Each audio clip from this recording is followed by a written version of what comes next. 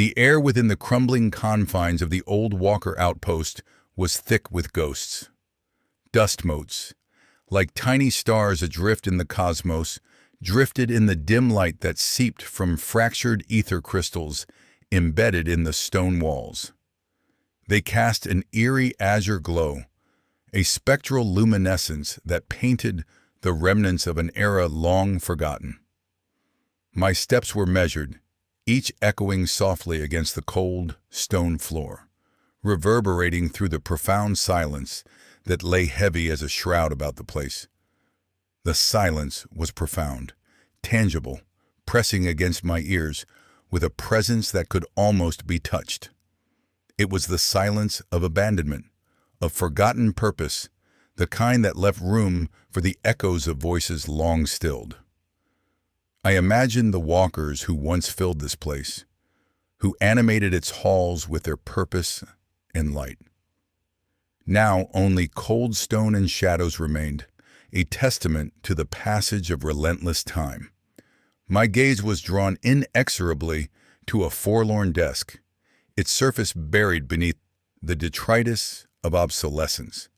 Scrolls unfurled and rotting, leather-bound tomes succumbing to the slow decay of mildew, and the cracked remnants of arcane instruments lay strewn about, relics of a bygone age. And there, almost hidden by the collapsed remains of a shelf, lay the journal, its presence a discordant note in the harmony of ruin. I hesitated, feeling the weight of the leather-bound tome in my hand, the rough texture of its cover, a stark contrast to the ethereal glow of the crystals around me. Memories of Marin's eyes flitted unbidden through my mind, filled with an intensity that had bordered on madness during those final, desperate days before the collapse. Yet here was his voice preserved, captured in ink and paper, potent and challenging.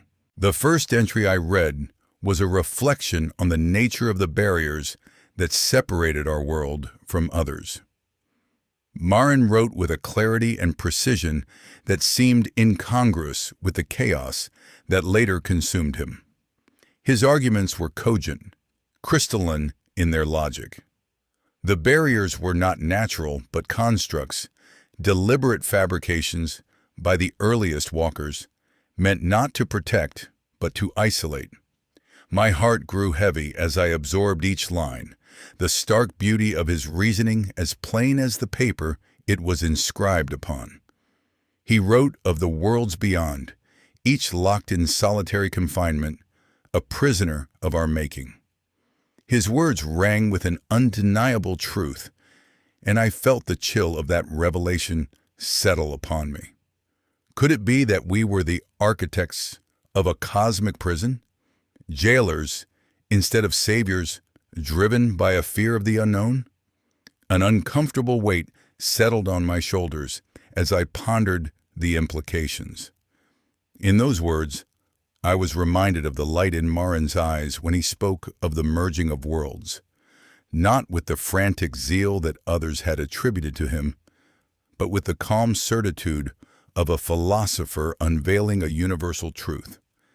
He envisioned a harmony born from chaos, a confluence of realms that could achieve a synthesis greater than the sum of its parts. This was no madness of unchecked ambition, but the ambition of a mind seeking to rectify an ancient wrong, an original sin of isolation. As I continued to read, Lyra's presence seemed to hover at the periphery of my awareness, though she was not here in flesh. Her voice, a beacon of sense and reason, resonated within me, grounding the tumult of thoughts that roiled through my mind. I could almost hear her counter-arguments, the debates we would have shared if she were beside me now, the tempered steel of her logic meeting the fire of my conviction. The journal unfolded as a dialogue with the self, a record of Marin's intellectual journey, untarnished by the corruption that marred his actions later. He spoke of unity, of a grand design that had been stifled by fear and ignorance, The barriers, he claimed, were a safeguarding act against a non-existent threat. Had we truly shackled ourselves to a lie born of our own making, our own hubris? The light from the crystals flickered momentarily, casting shadows that danced like specters upon the walls, animated by the pulse of some unseen heartbeat. The aged sigils carved into stone, which had once been repositories of guiding wisdom, seemed to pulse with a life of their own, whispering secrets long lost to time. I paused, the weight of revelation settling upon my shoulders like an old familiar garment. For centuries, I had walked the path laid by my forebears, unquestioning in my adherence to their doctrine. Yet now, an uncomfortable truth began to bloom within me, a flower of doubt in the garden of certainty. Marin's theory was not the fevered dream I had dismissed it as.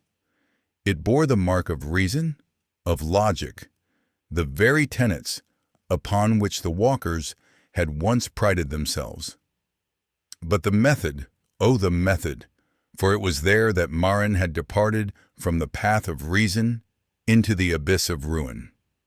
His journals betrayed an impatience, a willingness to cast aside caution in the pursuit of his vision.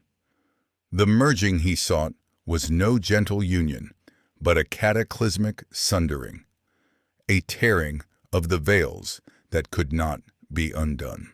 He had seen the truth, yet reached for it with hands too eager, too untempered by the discipline that our order demanded. The walker's task had been one of stewardship, a guardianship of balance, yet we had failed in our duty, blinded by our own arrogance. The realization that Marin had been correct in his theory struck with the force of inevitability, a truth like the distant, inexorable roll of thunder. But his methods, they had been catastrophically wrong, a misstep that led to ruination, undoing what was meant to preserve. The air within the outpost grew colder still, the breath of forgotten ages curling around me like a living memory.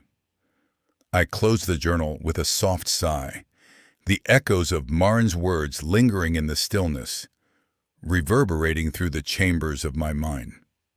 The truth was a burden I had not anticipated, its weight a new chapter in my long tale. Here in the crumbling vestiges of our once great order, I stood alone, the last walker, tasked with reconciling our past with the reality that lay before us. Marin had been right.